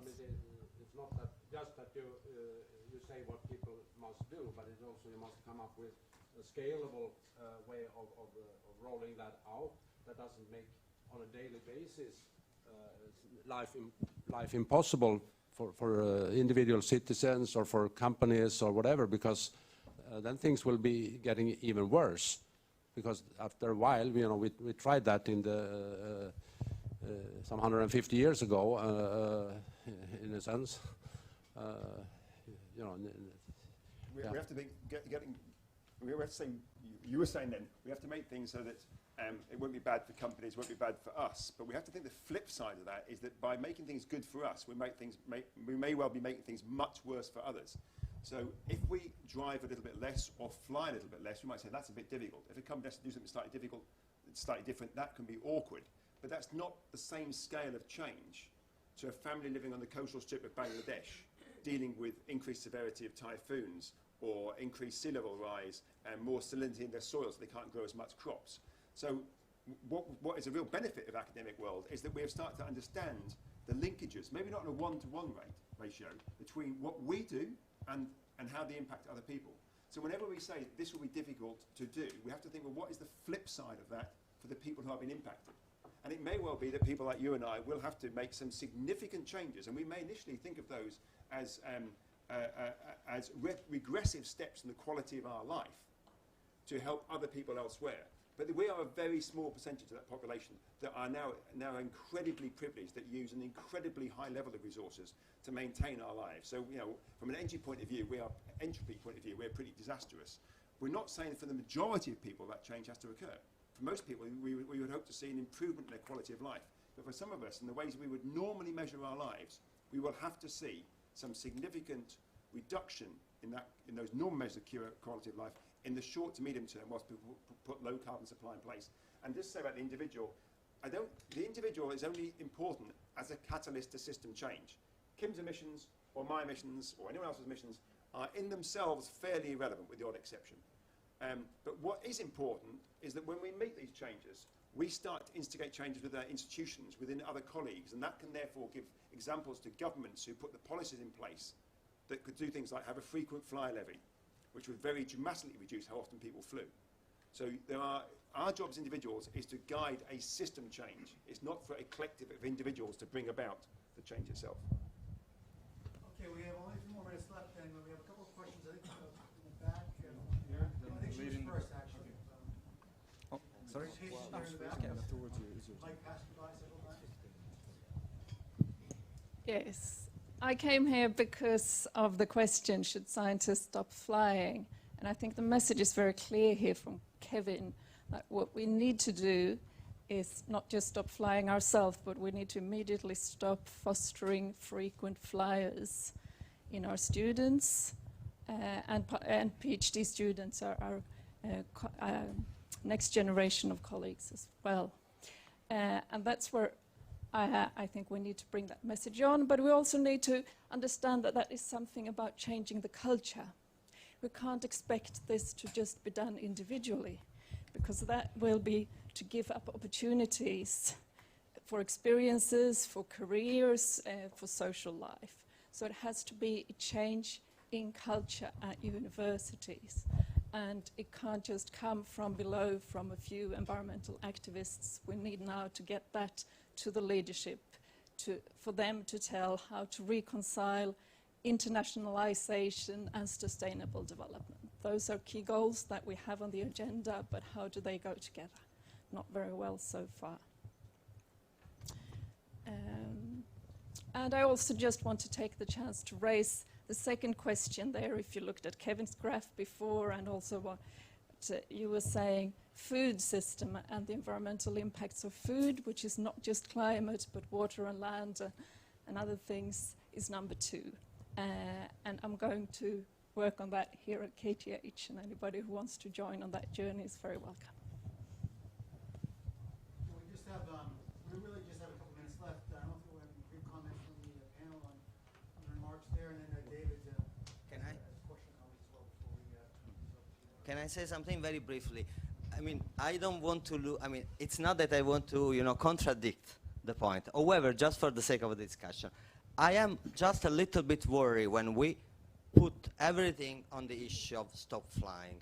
I mean, I agree, we need to slow down. I agree that it's a matter of culture. I completely agree. However, if I am a little bit suspicious, if we don't address the issue of divestment, if we don't, I mean, we are in a technical university.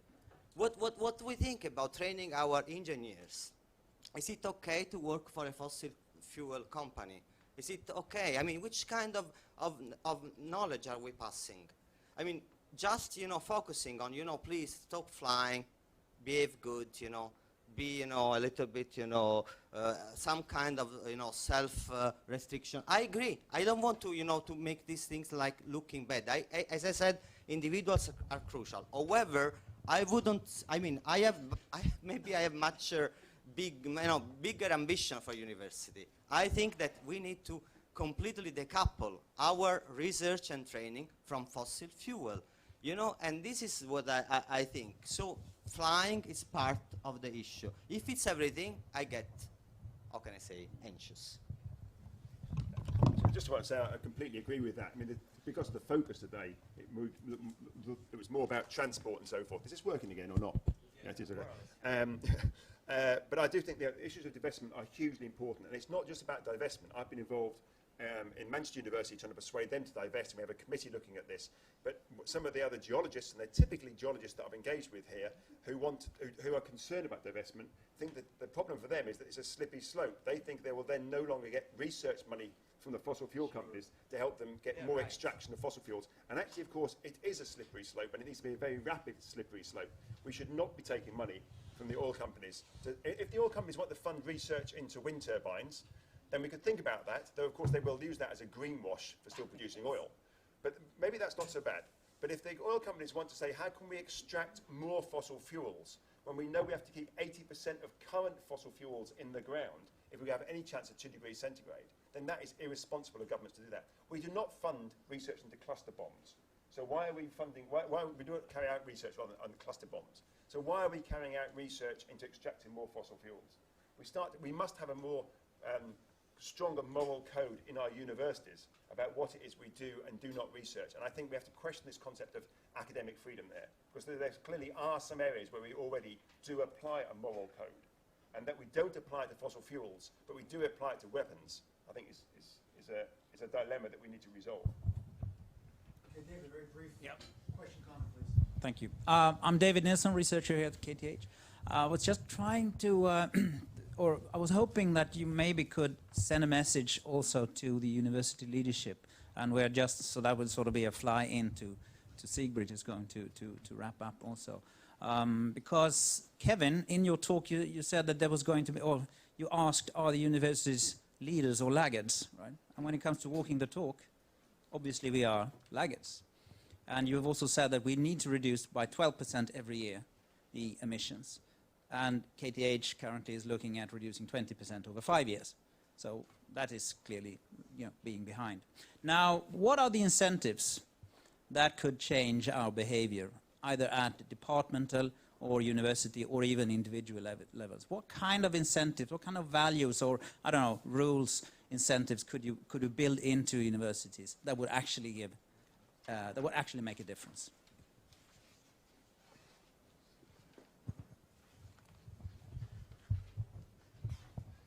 On the spot there. Well, firstly, I think I quite like Pareto's rule, and it probably holds in here, like most places in the world, that 80% of something relates to 20% of those involved. So it's probably, actually, you only have to adjust the university probably for about 20% of the population within it, because they're the ones who drive the emissions generally. And that's, we'd have to, I would guess if we tested it in this room, it would fit probably something of that sort of profile. So your policies need to be aimed at that particular group.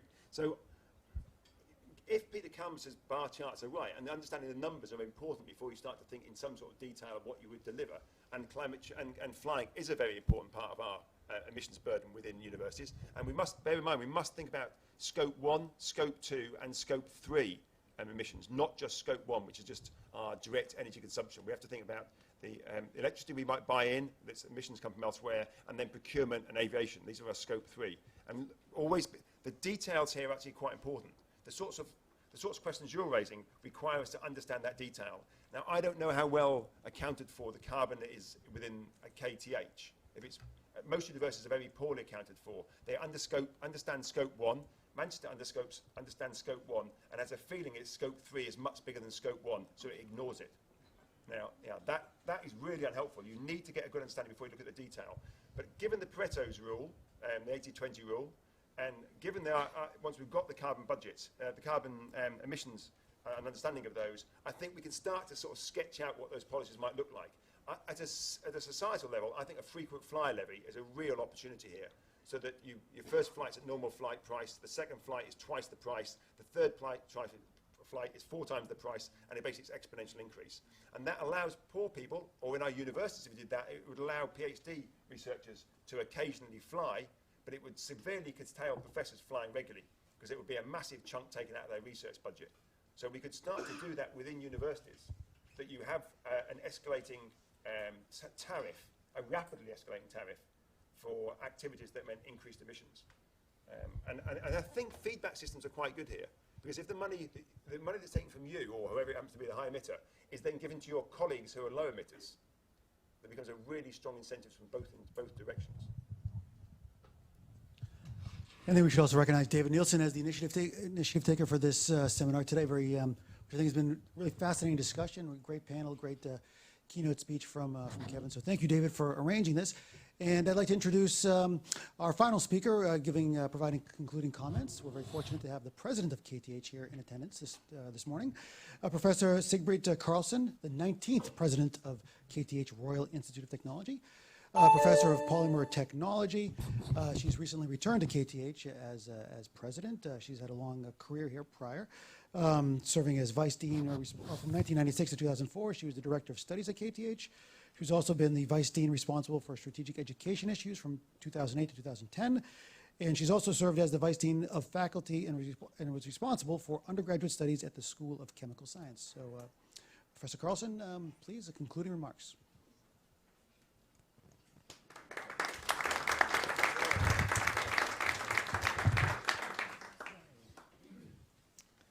So thank you very much. I didn't listen on your talk from the beginning, but at least I really received the message. KTH has targets and goals for emission per employee, obviously. But when I listened to all you talking here and your presentation, I reflected about the fact that we in academia we are doing things for the futures. We are developing new research, new aeronautics, Ulf. I look forward that you will do research so that we are not emitting as much in the future, because that is also a... Yeah. But anyway, some months ago I read a book, The Galaxy Nova, Gutenberg Galaxy Nova, which is a book by Erasmus of Rotterdam. The book is written by Nina Burton. I'm sure you know of her. And he was a frequent traveler on horseback. But we seem to do the scientific meeting in the same way still, some 500-600 years ago. And that we do because we are human beings. We like to meet, to see each other and see the expressions of our faces. I communicate with my children. I have two sons that are, one is in California, one is in the Boston area, by talking every day to them through the Hangout, which I think is the global Google. So I talk to them not each and every hour in the day, but quite often, which works very well if you know each other. And the scientific meetings where you go to conferences has to do that you meet new people and you present your research. But I agree with some of you who said, is it really necessary to fly to have a presentation of 11 minutes or 12 minutes or something like that? So what we need to do in university, besides thinking about the policy and how often we fly, we also need to think about what kind of scientific meetings do we have from now on and in the future. We haven't really grasped, and I would say that the systems are not really good, the digitalization. We are a lot of people here now. Maybe some of you have flew? No, I don't think so, maybe not today. But could we have the same type of interaction in another mode? Probably we can, because we are creative people, so we should start to think about that.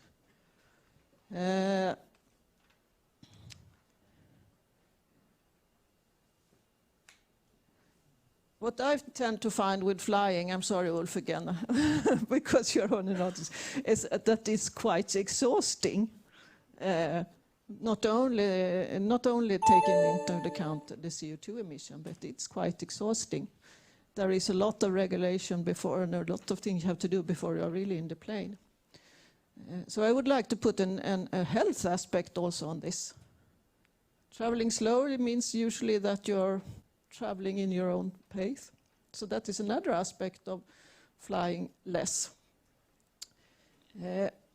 We can have quite strong goals at the university, but as long as we have academic freedom, and some of you suggested that we should think a little bit about what we do in academic freedom.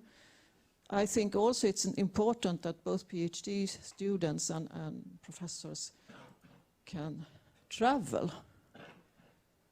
But as ever, each change, you can only do a change in your own behavior. And I can, as a rector, tell any one of you, say you're not allowed to fly more than once a year. I think that will be quite difficult, not only to manage, but also I think to be an attractive environment for scientists and students. We need to go about in another way. But I agree with you that if we, because I have the 3 pillars that I have put up for KTH, internationalization and international university, sustainable development, and also gender balance. And how do we really become an international university if no one is traveling? But you haven't said that we shouldn't travel, you only said we should fly less. So we are very proud of having around 700 students coming from outside Europe, paying to take their education here. We think that the international environment is is composed of people from different parts of the world. I also think that while traveling, I don't really like traveling, so I try to do it as little as possible. But when I travel, I experience some things that I can't do from here. I've been traveling to Africa, and even if I read a lot about Africa and see things, the experience of being there myself to see that we have high level, similar lifestyle as us, but at the same time, just close by, I see a woman with the cow tied in the ditch while using a very simple hatch to grow things. I couldn't really experience that if I had not been to Africa. But still, it's a challenge for us at KTH to put up some true targets that really takes us in this step. I totally agree we need to do some things, but I also think that we need to be more offensive as universities. If I take an example from education, we are very inventive and trying new methods for our students to have good learning, but we still are quite reluctant to let go of the lecturing.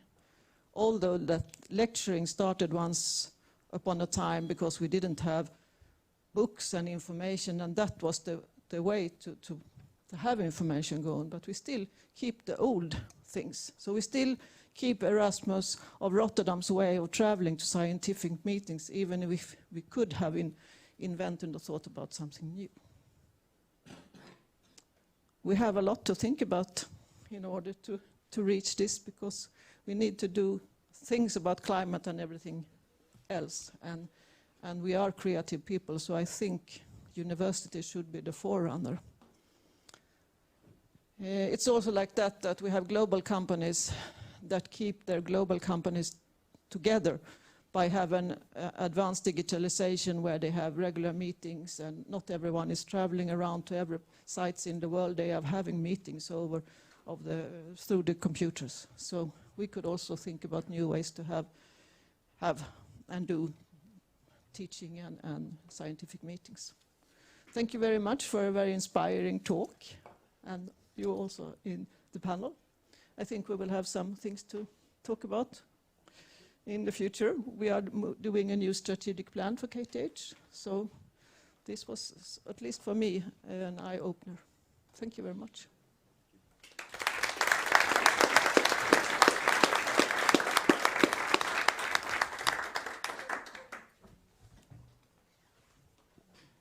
Nothing more to add, just that thank you all for attending this very interesting seminar this morning. And refreshments, I believe, are served.